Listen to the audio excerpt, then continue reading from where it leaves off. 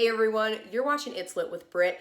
Tonight, I want to talk to you about why the Pac-12 absolutely must do something about Commissioner Larry Scott. Now, I decided to discuss this after Colorado's head football coach Mel Tucker announced that he would be leaving for Michigan State. Earlier in the offseason, Washington State's head coach Mike Leach announced he was leaving for Mississippi State, and both of them said that they were given offers that it was really hard to turn down financially, and also said that they would have more money to be working with in order to build a solid support staff at that program. So it's no secret that the Pac-12 pays their coaches far less than the counterparts that are in the Big Ten, the SEC, any other Power 5 conference, but it's largely because of that Pac-12 network deal that is just absolutely terrible. Now, that gap between what coaches make in the Big Ten and the SEC and what coaches in the Pac-12 make is only going to continue to widen because of that really, really terrible TV deal. Not only does it generate far less money because they can't get it onto so many different households' TV screens across the country, you're also really limiting the amount of people who are going to get to see your finished product that you are putting out on the field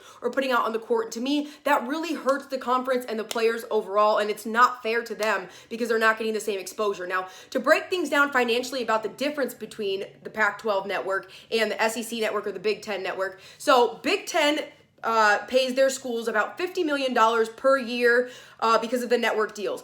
Then the SEC pays their schools about $45 million a year because of the network deal. Meanwhile, the Pac-12 is down around $30 million a year to each university. But over the years, if you think about it, between the Big Ten and the Pac-12, if you have a 5-year span, that is a $100 million difference for each university. And that's absolutely huge. So I know that university presidents have publicly supported Larry Scott, but why? What has Larry Scott done to make the Conference of Champions better?